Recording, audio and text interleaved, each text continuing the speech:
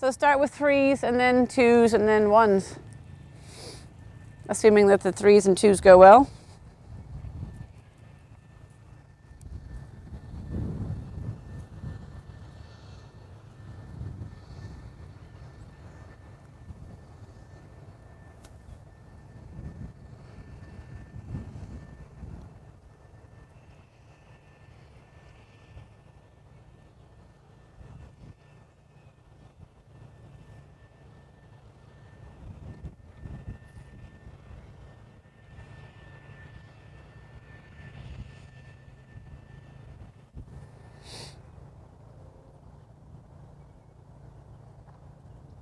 Good.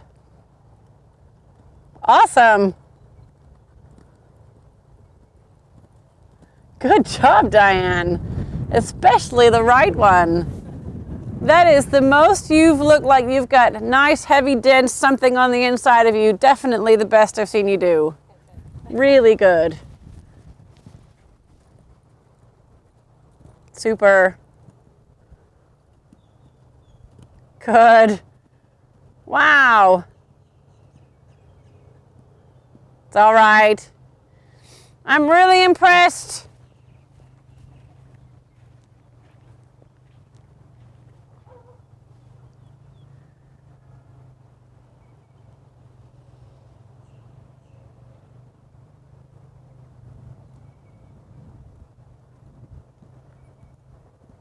It's okay.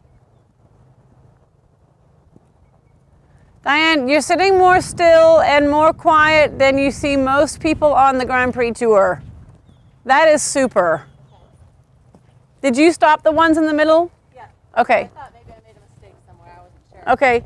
Well, I'm glad that I have to ask because it looked like if it was her stopping and it was a mistake in her, that it didn't fluster you. Yeah. So I would have been just as happy to see that if you had said it was a mistake. Yeah. Because of what you didn't get into, Okay. right? Yeah. That's, I'm thrilled with those. Yeah, I mean, some days I'm like, this is so easy, like I don't know how much. Yeah. Maybe Well, but it doesn't matter. You'll take it, and you can say that if you're training a horse that you want him to be like LaLa. Yeah. You know, you can use her as an example and tell the next horse that you train that, look, it is possible for horses to do changes without me moving. And use her as an example of that's what horses can do, and that's what's at the end of the tunnel. Okay. The light at the end of the tunnel is you being that still the horse doing the work. Okay. So it's fine, even if it is just that she's filling in blanks or whatever. That's what you got to get to. Okay. I'm thrilled with that. Yeah, no, I'm really happy. Yeah, yeah. And I still sometimes have to think not to get like this, right? To like kind of this little angle. I mean, it's slight. It's probably it just. Yeah, but that's because she's fairly easy. But if you have a horse that's harder, then it won't be so slight. Okay. Right? Yeah. The slight things on her will become much bigger on a horse that's not quite changing or drifting or running off in the change or sucking back in the change. Yeah. Then those little pinholes will, those will be the big meltdown places. Yeah, they will. Okay, so why don't we start with a zigzag like the intermediate. So if you come up center line at A, you first find a few strides on the center line, and then start your first half pass, make a change, your second half pass to that quarter line, make a change, and then to the center line. And then let me just see how you do, what you do.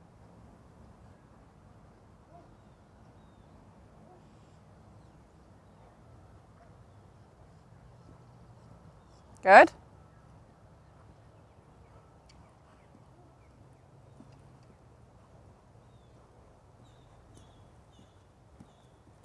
Pass, she wasn't really bending. She got a little stiff and she couldn't, she didn't really answer. You had a few little moments there, which you had to handle, and you may have to handle them again.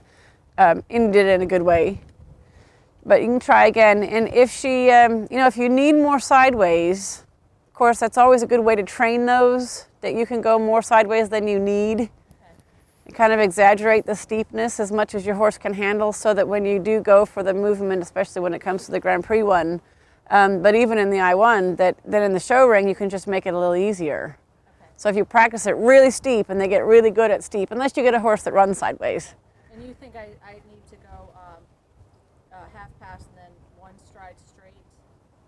And Yes. flying change, or would you think one stride straight shoulder and left flying change, or? I like how you changed the first one.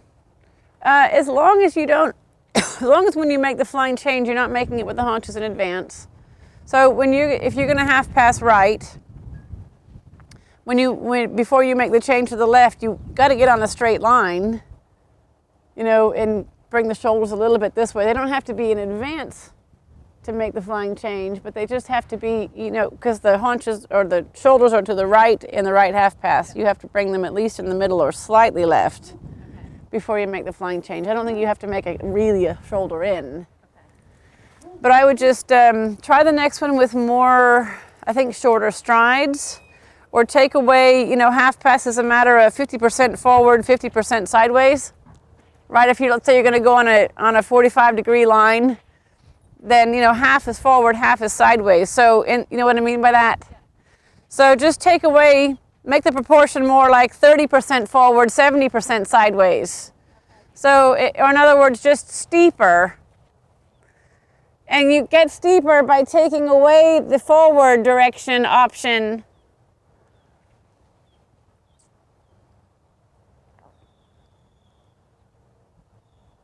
Right, so shorten the stride quite a bit, and almost like you're going to ride to E, almost.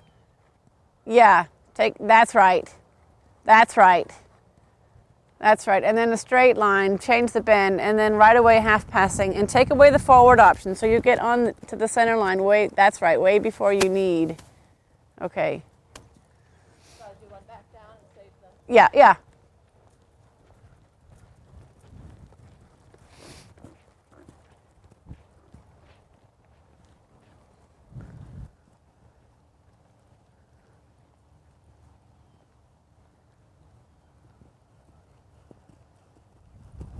Yeah. Was that her change or yours? Mine. Okay. Okay. So like in that one, you changed a little bit in haunches in.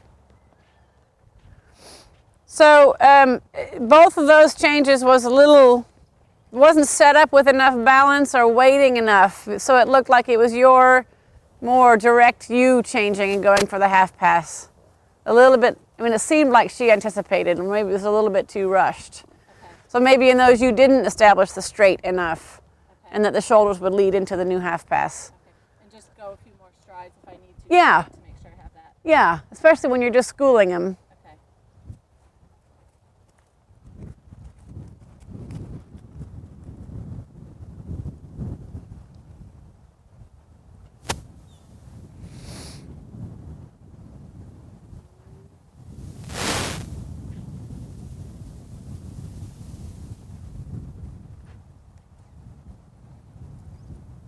Good. Yeah. Okay, then she didn't change. All right. And take away the forward direction. Yeah, there. Yeah, and start to add your right leg, bend right. Yeah, exactly. And bend more right. Yeah. Yeah. So before the flying change, get a good bit of the new inside leg on her.